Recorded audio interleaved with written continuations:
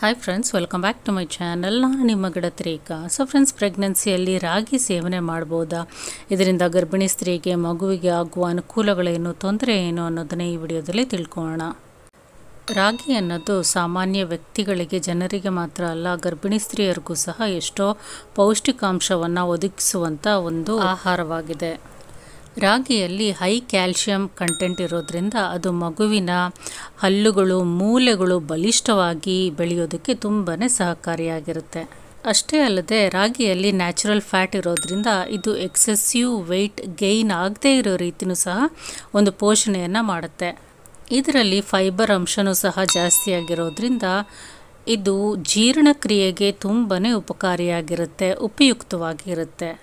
ಆದ್ದರಿಂದ ಯಾವುದೇ ಕಾನ್ಸ್ಟಿಪೇಷನ್ ಸಮಸ್ಯೆ ಬರದೇ ಇರೋ ರೀತಿ ಈ ಫೈಬರ್ ಕಂಟೆಂಟ್ ನಮಗೆ ರಕ್ಷಣೆಯನ್ನು ಕೊಡುತ್ತೆ.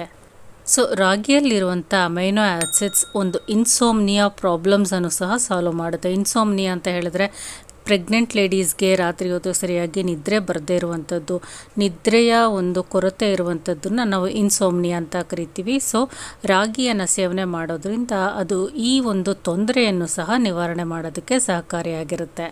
ರಾಗಿ ಸೇವನೆಯಿಂದ ಗರ್ಭಿಣಿ ಸ್ತ್ರೀಯರಲ್ಲಿ ಎದೆ ಹಾಲಿನ ಉತ್ಪತ್ತಿ ಚೆನ್ನಾಗಿಯೇ ಆಗುತ್ತೆ. ಡೆಲಿವರಿ ನಂತರ ಯಾವುದೇ ಹಾಲಿನ ಕೊರತೆ ಇಲ್ಲದೆ ಇರೋ ರೀತಿ ಇದು ರಾಗಿ ನಮಗೆ ಸಹಕಾರಿಯಾಗಿರುತ್ತೆ. ಗರ್ಭಿಣಿ ಸ್ತ್ರೀ ರೆಗ್ಯುಲರ್ ಆಗಿ ರಾಗಿಯನ್ನು ಸೇವನೆ ಮಾಡ್ತಾ ಬರೋದ್ರಿಂದ ಹೈ BP ಕಂಟ್ರೋಲಲ್ಲಿರುತ್ತೆ, ಕೊಲೆಸ್ಟ್ರಾಲ್ ಕಂಟ್ರೋಲಲ್ಲಿರುತ್ತೆ, ಡಯಾಬಿಟೀಸ್ ಅನ್ನೋದು ಬರೋದಿಲ್ಲ. ರಾಗಿಯಲ್ಲಿ ಪ್ರೋಟೀನ್ ಅಂಶನೂ ಸಹ ಜಾಸ್ತಿ ಇರೋದ್ರಿಂದ ವೆಜಿಟೇರಿಯನ್ಸ್ ಯಾರಿರ್ತಾರೆ ಅವರಿಗೆ ಹೇರಳವಾಗಿ ಒಂದು ಪ್ರೋಟೀನ್ ಅಂಶ ಬೇಕು ಅಂದರೆ ಈ ರಾಗಿನ ರೆಗ್ಯುಲರ್ ಆಗಿ ಸೇವನೆ ಮಾಡ್ತಾನೆ ಇರಬೇಕು.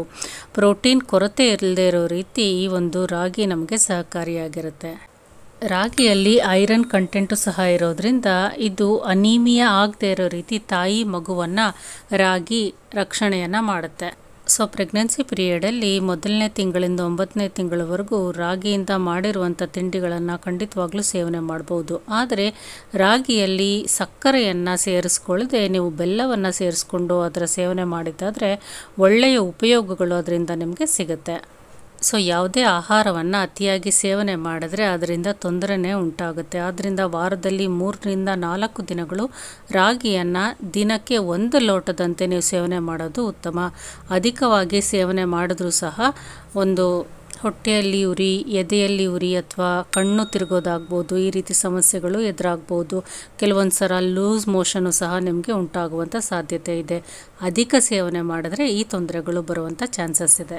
ಅದಲ್ಲದೆ ಕಿಡ್ನಿ ಪ್ರಾಬ್ಲಮ್ಸ್ ಏನಾದರೂ ಇದ್ದರೆ ಅಥವಾ ಮಲಬದ್ಧತೆ ಅಂದರೆ ಕಾನ್ಸ್ಟಿಪೇಷನ್ ಇರುವಂಥವ್ರು ಅಥವಾ ಥೈರಾಯ್ಡ್ ಇರುವಂಥವ್ರು ಅಥವಾ ಡಯೇರಿಯಾ ಇರುವಂಥ ಗರ್ಭಿಣಿ ಸ್ತ್ರೀಯರು ರಾಗಿಯನ್ನು ಪ್ರೆಗ್ನೆನ್ಸಿಯಲ್ಲಿ ತಗೊಳ್ಳದೇ ಇರೋದೇ ಒಳ್ಳೆಯದು. ಅವಾಯ್ಡ್ ಖಂಡಿತವಾಗ್ಲೂ ಮಾಡಬೇಕು.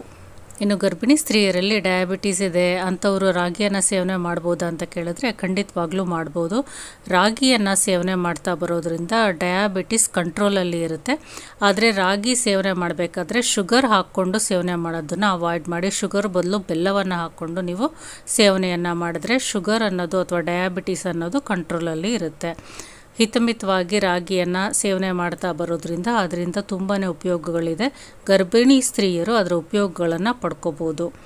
ಅದರ ಜೊತೆಗೆ ಇನ್ನೂ ಒಂದು ಡೌಟು ಕೆಲವು ಗರ್ಭಿಣಿ ಸ್ತ್ರೀಯರಲ್ಲಿ ಇದೆ, ರಾಗಿಯನ್ನು ಸೇವನೆ ಮಾಡೋದ್ರಿಂದ ಗರ್ಭದಲ್ಲಿರುವಂಥ ಮಗು ಕಪ್ಪಾಗಿ ಹುಟ್ಟುತ್ತಾ ಅಂತ. ಖಂಡಿತವಾಗ್ಲೂ ಅದು ತಪ್ಪು ಕಲ್ಪನೆ. ಮಗುವಿನ ಬಣ್ಣ ಅನ್ನೋದು ತಂದೆ ತಾಯಿಯ ಜೀನ್ಸ್ ನಿರ್ಧಾರ ಮಾಡುತ್ತೆ ಹೊರತು ರಾಗಿ ನಿರ್ಧಾರ ಮಾಡೋದಿಲ್ಲ. ಆದ್ದರಿಂದ ಆ ಅನುಮಾನ ಯಾರಿಗೂ ಬೇಡ. ರಾಗಿ ತುಂಬಾ ಒಳ್ಳೆಯ ಆಹಾರ. ಗರ್ಭಿಣಿ ಸ್ತ್ರೀಯರು ಅದನ್ನು ಹಿತಮಿತವಾಗಿ ತಗೊಂಡ್ರೆ ತುಂಬಾ ಉಪಕಾರಿಯಾಗಿರುತ್ತೆ. So friends, thank you for watching my video. Take care. See you. Bye.